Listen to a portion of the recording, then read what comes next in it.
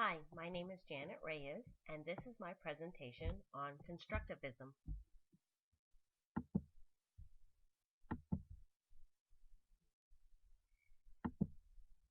There are many learning theories and models that educators are using today. Educators use these learning models and theories to teach students.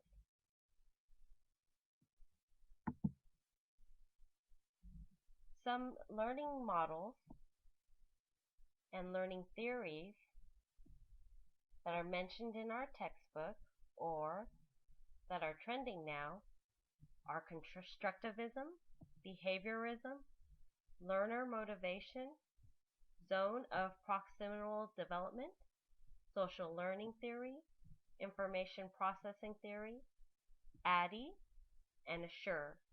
And these are just a few of them. What is constructivism?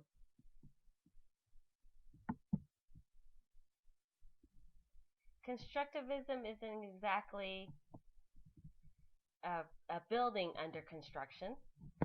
Constructivism is a theory based on how people learn.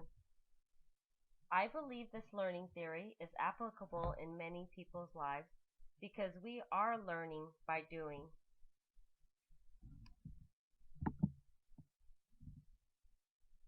Again, constructivism is a learning theory.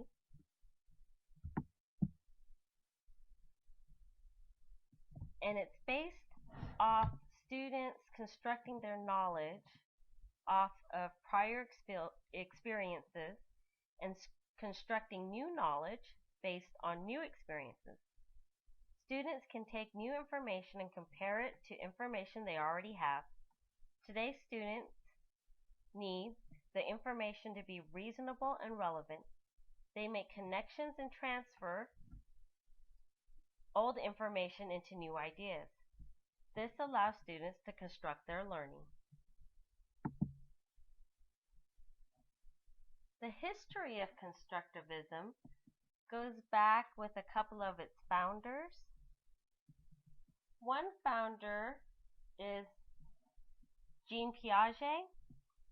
Piaget believed that humans learn through construction of one logical structure after another.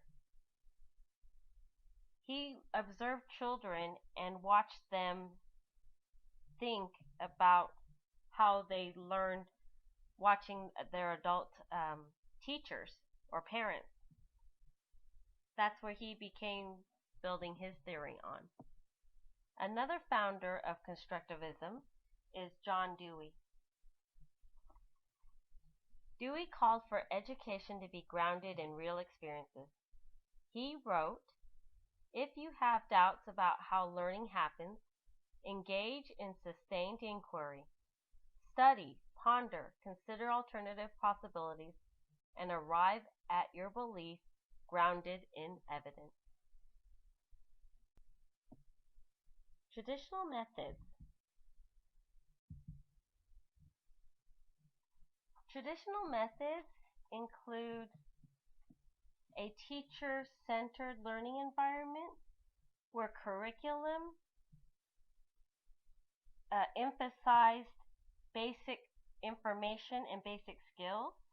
Curriculum adhered highly to its original plan and wasn't very flexible for students. Also, it relied on students being assessed by standardized testing.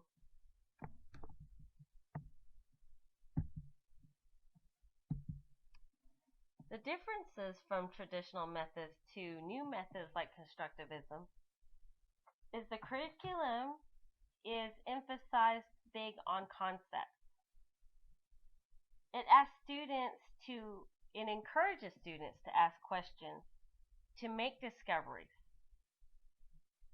Teachers' role weren't to be lecturers or just dictate what was going to be learned by their students.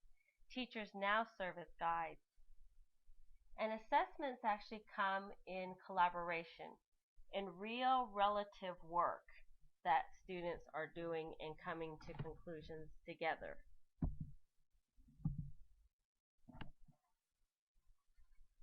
In our textbook titled Principles of Instructional Design, in Chapter 4, Varieties of Learning, it describes constructive designers.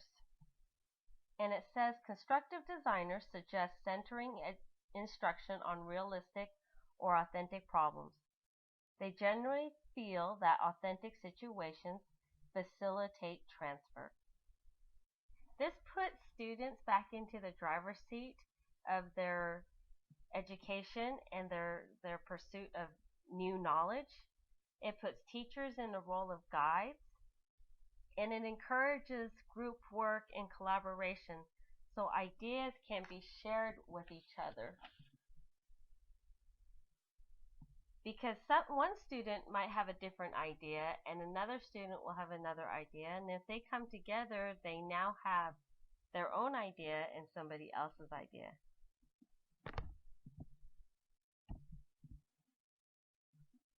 The advantages is students will have a better ability to retain information.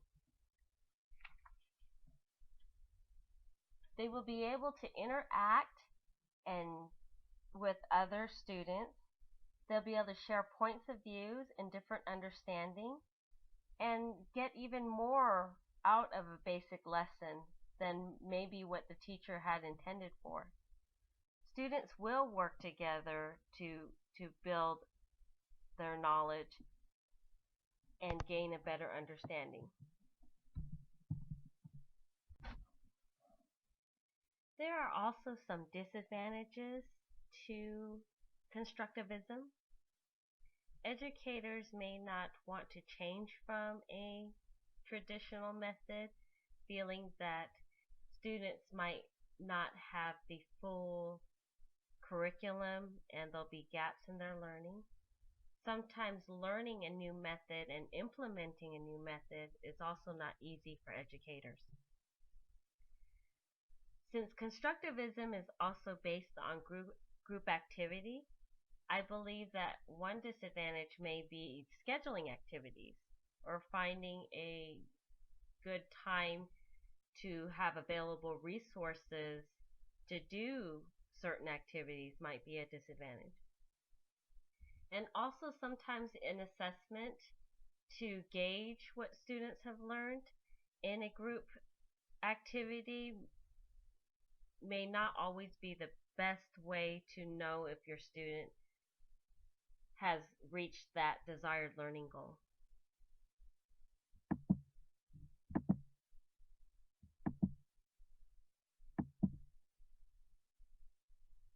In conclusion, though, I believe constructivism will help students be effective critical thinkers and problem solvers. Thank you for watching my presentation.